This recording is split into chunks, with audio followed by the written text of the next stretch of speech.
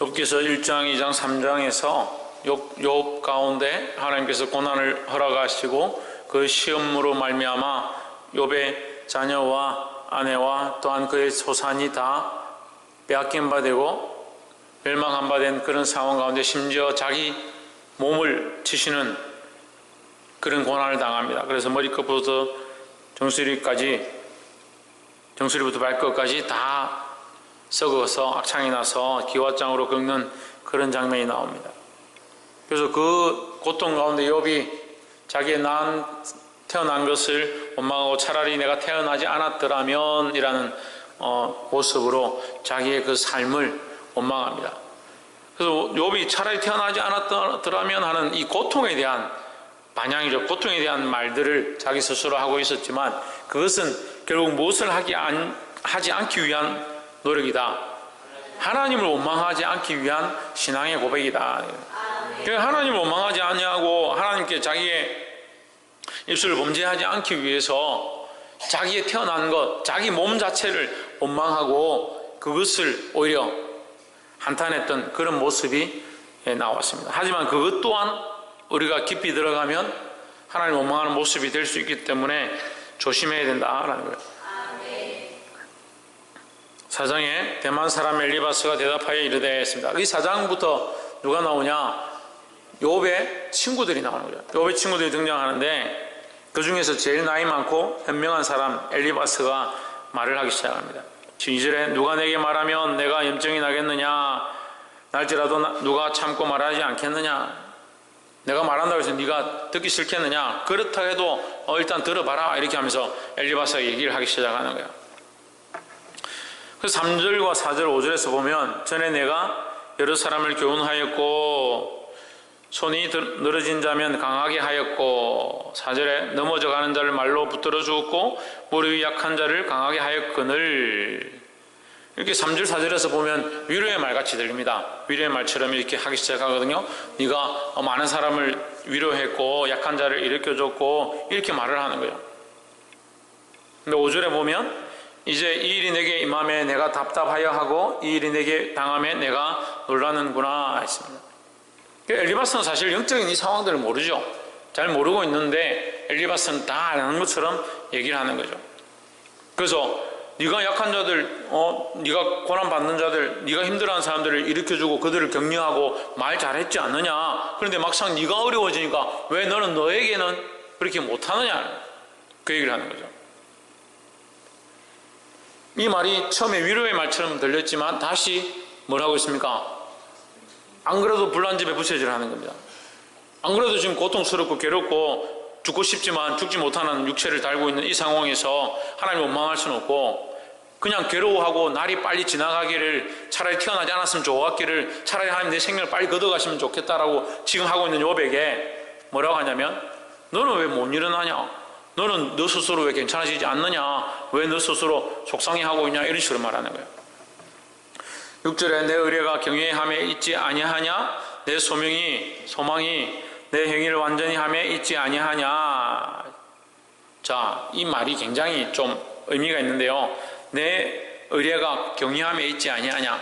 네가 바라보는 목적이 하나님을 경외함에서부터 다시 너의 삶이 세워진 거 아니냐? 이 말은 네 믿음이 어디 있느냐? 하나님을 경외한다는 것 자체가 너의 믿음이 아니냐? 이 말이에요. 근데 사실은 욥은 지금 믿음이 흔들리고 있는 건 아니에요. 그죠? 하나님을 경외하는 것에 대한 믿음은 흔들리는 게 아니다는 거죠. 그러니까 지금 엘리바스는 잘못 보고 있는 거죠. 잘못 보고 있고 욥이 말하고 있는 그 상황들만 보고 판단해서 네가 왜 지금 이렇게 하고 있느냐? 네가 전에는 다른 사람들에게 책망하고 권면하고 이렇게 세우고 하더니 너는 왜 이렇게 주저앉아 있느냐라고. 정직한 자의 내 소망이 내 행위를 완전히 함에 있지 아니하냐. 네가 행위를 똑바로 하면 이런 일이 있지 않았을 거 아니야. 너의 소망은 미래형이고 행위는 현재형이죠. 그러니까 지금 너의 현재 행위로 말미암아 미래가 결정된다. 이 말은 바꿔서 이 시프트 시키면 좀 옮기면 어떻게 돼요? 너의 미래의 과거의 행위로 말미암아 지금 현재의 소망이 있는 것이 아니냐 이 말이죠. 그러니까 현재는 소망이라 표현 안 하니까 너 과거에 너의 행위로 말미암아 지금 결과가 있는 거 아니냐 이 말이에요. 네 과거에 어떤 거 뭔가를 했기 때문에 지금 네 결과가 당한 거 아니냐. 네 소망이 지금 행위에 있다면 지금 똑바로 살면 네 미래는 나아지지 않겠느냐. 이 복합적으로 얘기하는 거예요. 완전 박사죠. 예, 현자죠, 현자. 근데 뭘 못 보고 있습니까? 욥의 믿음을 자체를 모르는 거예요. 7절에 생각하여 보라. 죄 없이 망한 자가 누구인지 정직한 자의 끊어짐이 어디에 있는가 했습니다. 그러니까 결국 네가 지금 끊어지고 네가 망한 이유는 아직 안 망했잖아요. 아직 안 끊어졌잖아요. 끊어진 것처럼 된 바 되었죠. 우리가 저 미말에 둔 것처럼 되고 망한 것처럼 되고 가장 나중이 된 것처럼 했지만 하나님 우리 버리지 않은 상태라는 거죠. 근데 여러분 고난을요 이게 잘 봐야 되는 게 세상 사람들의 관점에서 보면요 우리가 괜히 하나님 믿어서 고난 당하는 것처럼 보입니다. 괜히 하나님 믿어서 집안이 잘 안 되고 풍지박산이 나고 힘들고 괴로운 것처럼 보입니다. 하지만 하나님 관점에서는 하나님 복 주시기에 합당한 그릇이 되어가는 모습이라는 거죠. 그런데 이걸 구별할 수 없으면요 이걸 구별할 수 있으면 똑같은 거예요. 똑같이 보이는 거예요. 한쪽에서는 십자가를 지고 주를 위해 따라가는 것이 이게 복된 길인 줄 보는데 한쪽에서는 그 길이 결국 mel망의 길이고 망하는 길이고 고통의 길이니까 결국 뭐라? 그건 올무로 가는 길이 아니냐 이렇게 보는 거예요. 근데 우리가 이 보기보다요 이런 편협적인 생각들을 하는 사람들이 굉장히 많은 거예요. 이런 편협적인 착각들을 하는 사람이 굉장히 많이 있는 거예요. 그러니까 단편적으로 보고 자기가 아는 것이 다라고 착각하고 사는 거죠. 볼 수 있기를 소망합니다. 8절에 내가 보건대 악을 밭갈고 독을 뿌리는 자는 그대로 거두나니 했습니다. 그러니까 네가 거둔 대로 지금 네가 뿌린 대로 뭐 했다? 네가 뿌린 대로 지금 거두고 있는 것이다 라는 거예요. 그럼 네가 지금 당하고 있는 이 고난은 결국 네가 뿌렸기 때문에 당한 것이 아니냐라는 거죠. 이건 뭡니까? 잘못 보고 있는 것이다. 이게 뭡니까? 예, 인과응보죠. 인과응보 사상이죠. 인과응보 사상. 그런데 여러분 이 구약 성경에 욥기서에 인과응보 사상이 굉장히 깊이 있게 들어있는 거예요. 욥기 자체 말씀이 인과응보를 얘기하고 있지 않지만 거기에 욥의 신앙으로 하나님께서 복 주시는 이 은혜를 대변하며 대적하며 일어서 있는 한 이론이 이 욥기서에 숨어 있는 거죠. 그게 뭐냐면 인과응보인 거죠. 안 보입니다. 잘 알지 못합니다. 하나님께서 욥을 시험하시고 사단이 욥을 시험해서 망하게 하고 하나님은 욥을 시험해서 결국 그에게 더 큰 은혜와 복을 더하기 원하시고 자기를 믿고 신뢰하는 것들을 더 따라오게 단련하시고 있는. 그래서 욥기서의 핵심 뭐예요? 욥기서의 핵심 구절이 뭐예요? 그가 나를 단련하신 후에는 따라해봐요. 그가 나를 홍준은 왜 하나? 그가 나를 단련하신 후에는 내가 정금같이 나아오리라. 네, 이게 핵심 말씀이에요. 욥기서의 핵심이 뭐냐? 그가 나를 단련하신 후에는 내가 정금같이 나오리라. 정금은 누구를 기쁘게 하냐? 주인을 기쁘게 하는 거예요. 우리는 이 세상 가운데 이 세대 가운데 우리가 복을 받고 은혜를 충만히 받고 즐거움을 충만히 누리는 그런 세대가 아니라 이 세상 가운데 고난이 있고 괴로움이 있고 힘들다 할지라도 하나님을 기쁘시게 해서 정금처럼 쓰임받아서 우리가 정금같이 되는 거예요. 정금같이. 정금같이 되는 정금의 존재가 정금을 얻으려고 하는 게 아니라 정금같이 되어야 되는 거죠. 이 땅에서 자꾸 보화를 얻고 정금을 얻으려고 하니까 하나님 나라에서 가서 받을 정금과 보화가 없는 거예요. 금물 면류관을 받고 하나님 주신 보화를 받으려면 이 땅에서 하나님의 정금이 돼야 됩니다. 하나님 정금이. 할렐루야. 그럼 지금 이 잘못되어 있는 사상이 뭡니까? 인과응보에 대해서 얘기하는 거예요. 이 욥기서를 대적하고 있는 우리가 보아야 되는 철저한 잘못되어 있는 이 배경이 뭐냐? 베이스가 뭐냐? 인과응보 사상이에요. 인과응보 사상. 그런데요, 성경을 푸는 많은 사람들이 인과응보를 가르치는 거예요. 네가 뿌린 대로 거둔다. 뿌린데도 거두기를 뭘 거둬요? 뿌린 대로 거두기 하시는 누구다? 하나님이. 그 하나님 빼버리니까 인간보호 되는 거예요. 하나님 빼버리니까 네가 이렇게 했기 때문에 너희 결과가 이렇게 됐지 않느냐? 네가 눈물로 씨를 뿌리면 기쁨으로 단을 거둘 것이다. 이게 뭐요? 뭐냐고? 이 말씀인데 이게 왜 지금 잘못됐다 제가 얘기하는 거예요? 왜 하나님 없으면 이게 인간보죠. 세상의 원리가 똑같은 거잖아요. 그게 세상의 속담하고 똑같아요. 콩 심은 데 콩 나고 팥 심은 데 팥 난다. 세상 원리가 똑같잖아요. 눈물로 씨를 뿌리는 자는 기쁨으로 단을 가지고 들어올 것이다. 이건 단을 거두리로다. 눈물로 씨를 뿌리는데 단을 거두는 이게 안 맞아요. 이거는.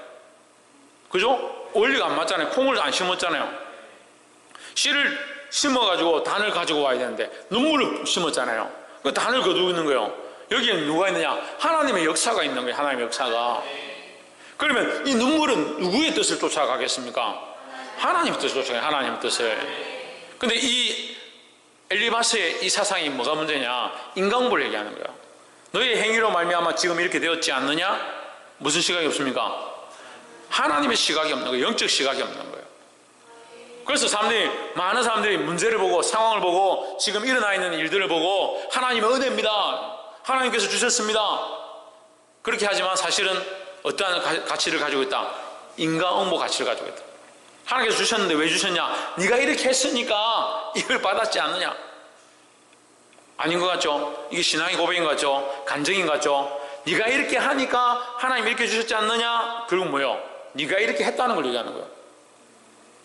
네가 이렇게 했기 때문에 결국 이렇게 되었지 않느냐? 똑같은 단어인데 하나님 빼봅시다. 네가 이렇게 했기 때문에 결국 이렇게 된 것이다. 쉽게 하나님 잊어버리는 거예요. 하나님 말은요, 사람들한테 얘기할 때 내가 이렇게 했더니 하나님께서 이렇게 은혜를 주셨습니다. 시간이 흘러가면 내가 이렇게 했다. 내가 이렇게 했다. 그래 결국 이렇게 됐지 않느냐? 뭘 잊어갑니까? 하나님 잊어갑니다. 시작할 때도 하나님 희미했고 나중에도 하나님 희미하게 말했고 시간이 흘러가면 하나님 잊어버리는 거예요. 뭐만 얘기하냐? 결국 내가 한 행위 뭘 바라보고 있느냐? 인과응보로 바라보고 있는 거예요. 근데 우리가 너무나도 우리 속에 뿌리 깊게 있는 게 뭐냐면 이 인과응보 사상이 우리 안에 너무 깊이 박혀 있어요. 그래서 지성이면 감천이라는 거예요. 우리가 빌고 빌면 하늘도 감동할 것이다. 은혜를 줄 것이다. 복을 주실 것이다.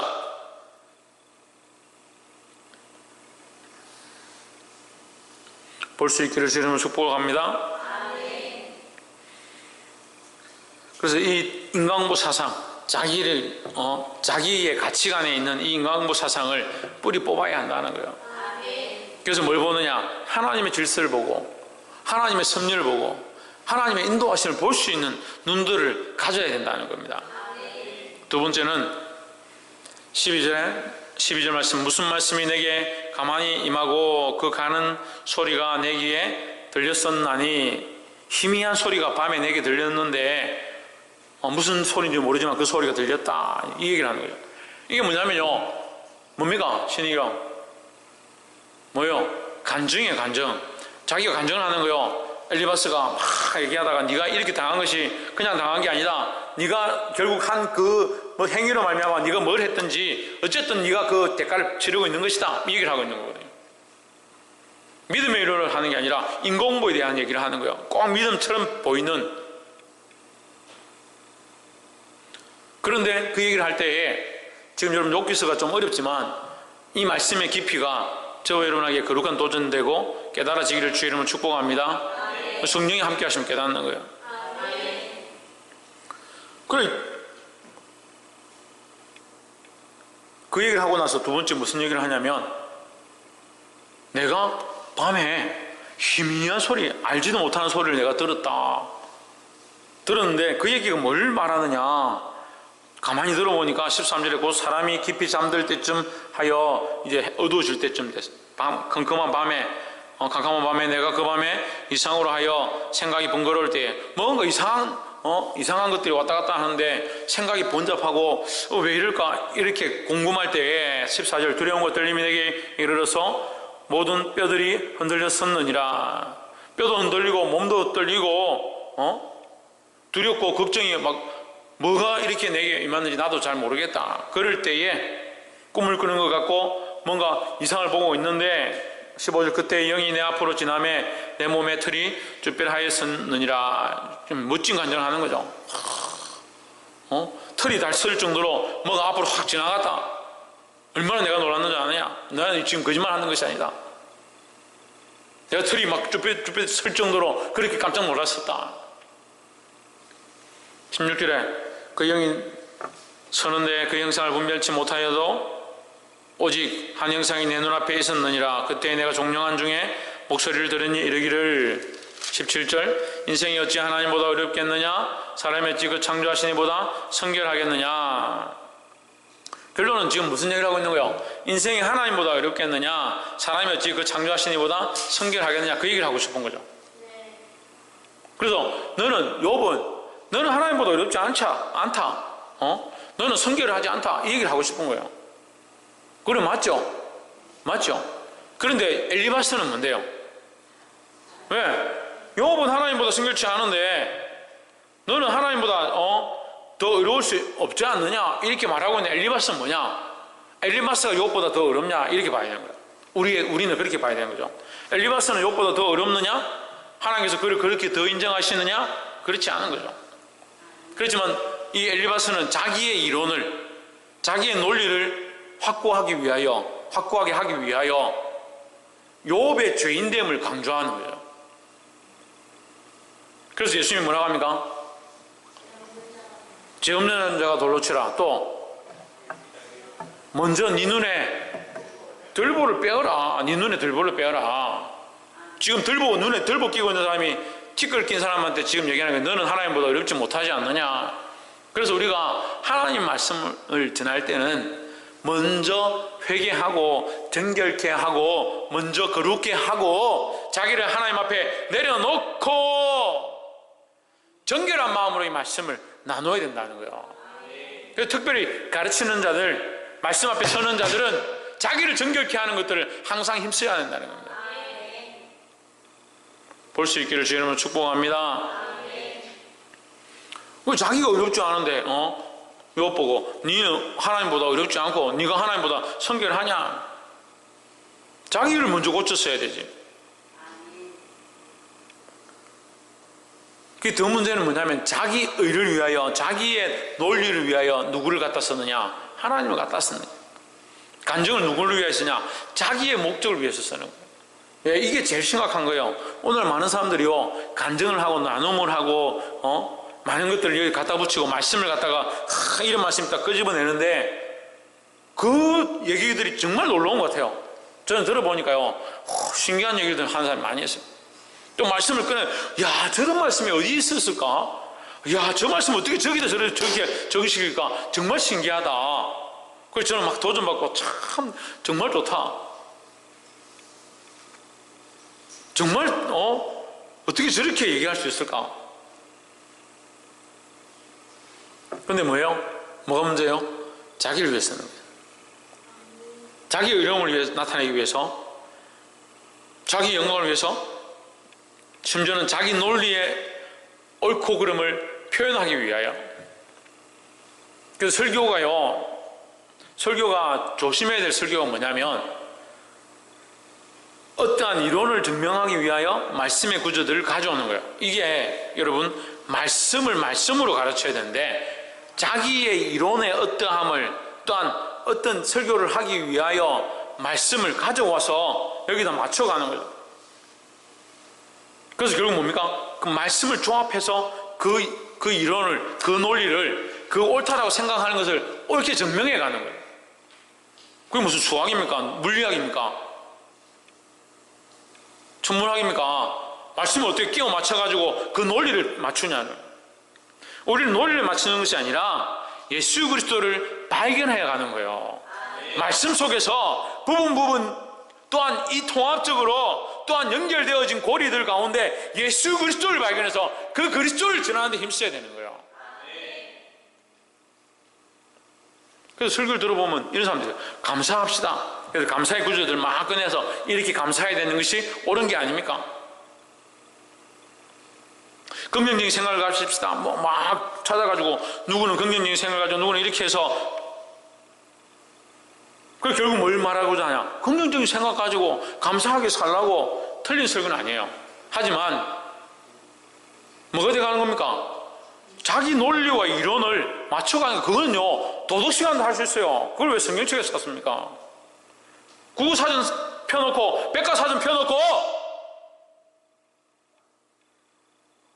네이버에 사전 찾아가지고 많은 이론들 정리해가지고 얘기하면 훨씬 얘기할 게 많죠. 왜 성경을 가지고 왜 성경의 예화를 꺼내가지고 그렇게 하냐고요.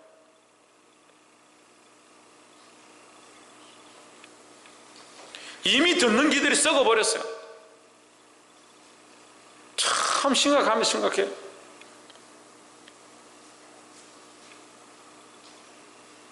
그러니까 말하는 사람들은 자기 논리를 위하여 독사의 혀로 말하고 듣는 사람들은 그게 달다고 꿀송이같이 달다고 주워 먹는 게 자기 영혼이 죽는 줄도 모르고. 성경은 자기 이론을 위하여 자기 의를 위하여 하나님 쓰는 게 아니라 하나님의 영광을 위하여 우리 삶을 내어드려야 되는 거예요. 이 엘리바스의 이 모습을 잘못해요. 17절에 인생이 어찌하여 하나님보다 어렵겠느냐. 그건 자기 생각인 거죠. 하나님보다 어렵다는 게 아니라, 제가 말하는 것은 하나님보다 어렵다는 게 아니라 자기 생각을 옳게 말하기 위하여, 자기의 목적을 옳게 하기 위하여 자기 감정을 끌고 와가지고 이 얘기를 하는 거잖아요. 결국 누구를 향해서? 욥에게. 너는 죄인이고 네가 이렇게 당하고 있는 것은 너희 죄 때문에 네가 당하고 있는 것이다. 이 이론을 맞추기 위해서 하나님 말씀을 끌고 와서 쓰는 거예요. 볼 수 있기를 소망합니다. 아멘. 마지막 세 번째로 19절에 하물며 흙집에 살며 티끌로 털을 삶고 하루살이에게서라도 눌려 죽을 자이겠느냐 했습니다. 사람이 죽을 때 하루살이가 와도 죽는 것이고, 다시 말하면 사람이 죽으면 결국 사람 몸에서 벌레가 나오고 썩어지는 구더기가 나오고 그렇게 되는 거죠. 그러니까 인생이 결국 죽음 앞에 이르면 하루살이보다 못하다 이 얘기를 하는 거예요. 20절에 조석 사이에 멸함받아 영원히 망하되 생각하는 자가 없으리라. 21절 장막줄을 그들에게서 뽑지 아니하겠느냐. 그들이 죽나니 지혜가 없느니라 했습니다. 장막줄은 뭐예요? 장막줄이라는 것은 이 장막을 붙잡고 있는 거예요. 장막은 뭐예요? 영적으로 장막은 뭐예요? 우리 몸이죠. 우리 몸은 장막은 새로운 장막을 입을 것이다 했으니까 이 장막은 뭐예요? 우리 육체고, 새로운 장막은 우리가 부활할 새 몸을 입게 될 것이다 의미하는 거예요. 그럼 장막을 잡고 있는 줄은 뭐냐? 그럼 생명이죠. 육체를 붙잡고 있는 게 뭐냐? 생명이죠. 그럼 생명이 끊어지면 어떻게 됩니까? 장막이 무너지죠. 이해가 됩니까? 장막을 이렇게 쳐놨는데 줄로 잡고 있습니다. 우리 텐트를 치잖아요. 텐트 칠 때 어떻게 해요? 홍준우, 텐트 칠 때 어떻게 해? 말뚝 바꿔서 뭘 연결합니까? 줄을 잡아 당깁니다. 줄을 당겨야 텐트가 튼튼히 서는 거죠. 그럼 줄이 끊어지면 어떻게 됩니까? 텐트가 무너지죠. 아무리 막대기를 세워놔도 막대기 스스로 설 수가 없으니까 이 텐트가 무너지는 겁니다. 장막이 무너지는 겁니다. 이 장막이 무너진다. 장막줄을 그들에게서 뽑지 아니하겠네. 장막줄을 뽑았다는 말은 뭐예요? 인생을 끝냈다. 생명을 거둬갔다 이 말이에요. 생명을 거둬갔다. 거둬가지 않겠느냐? 그들이 죽나니 지혜가 없느니라 했습니다. 그러니까 이 19절에서 21절은 맞는 말씀이에요. 맞는 말씀인데 지금 엘리바스가 얘기하는 이 말들은 틀린 얘기가 아니죠. 지금 전부 다 틀린 얘기는 아니죠. 근데 뭐가 틀렸습니까? 자기에게 적용하고 하나님의 영광을 드러내기 위하여 적용해야 되는데 결국 뭘 하고 있습니까? 자기 이론을 정립하기 위하여, 자기 이론이 옳다는 것을 말하기 위하여, 욥이 죄인이라는 것을 증명하기 위하여 수단과 방법을 동원한 거죠.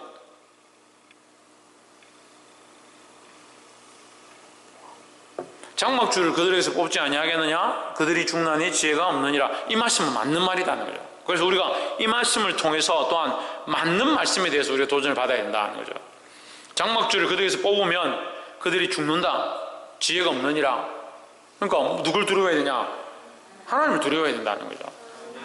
우리가 아무리 발버둥치고 몸부림치고 영원히 살겠다, 우리 스스로 잘 되겠다라고 할지라도 하나님 장막줄 뽑으면 끝난다는 거죠. 그래, 이 말씀 자체는 맞다는 거죠. 그래서 우리가 이 말씀을 가지고 우리가 도전받아야 된다. 생명의 주권이 하나님께 있으니까 하나님을 두려워하고 하나님 앞에 두려워 떨고 항상 깨어있는 신앙을 살아야 된다는 말씀이에요. 말씀 맺겠습니다. 사랑하는 성도 여러분, 오늘 엘리바스가 욥에게 위로의 말이라고 시작했는데 결국 뭘 얘기하고 있느냐? 정죄하고 있어요. 너 죄인이다. 너 죄 때문에 이것이 일어난 것이고 너는 인과응보를 받는 것이다 라는 거예요. 뭐가 없습니까? 하나님의 원리가 없습니다. 근데 많은 교회가 인과응보에 대해서 얘기합니다. 우리도 너무나도 인과응보에 대해서 훈련되어졌고 당연한 것으로 알고 있습니다. 인과응보가 아니라 하나님이 하시는 거예요. 사람이 범죄한 것에 대해서 하나님이 치시는 거예요. 사람이 범죄한 것에 대해서 때로는 하나님께서 기다리시는 거예요. 우리가 다 알 수 없다라는 거죠. 그걸 알아야 됩니다. 그래서 우리가 교만해지지 않도록. 그래서 함부로 말하면 뭐 당신 그래 됐으니까 죄 지어서 그렇다. 당신 교회 안 와서 그렇게 됐다. 우리가 함부로 말해서는 안 된다. 또한 두 번째는 자기의 의를 위하여 하나님을 사용하지 말라는 거죠. 자기가 옳다라는 것 때문에 하나님을 사용하지 마라. 하나님을 이용하지 말라는 거예요. 우리가 하나님을 위해서 있는 거지 우리의 이론과 논리를 위하여 하나님을 가지고 쓰는 것이 아니다라는 거예요. 마지막으로 우리의 생명이 누구에게다? 하나님의 주권에 있으니까 그 하나님을 두려워하고 하나님을 바라보고 살아야 한다라는 거예요. 그 하나님께서 그 생명의 주를 뽑으면 죽을 자가 되니까 이 지혜를 잊지 말고 우리 생명의 주권이 주께 있음을, 하나님께 있음을 항상 기억하고 승리하기를 주의 이름으로 축복합니다. 기도하겠습니다.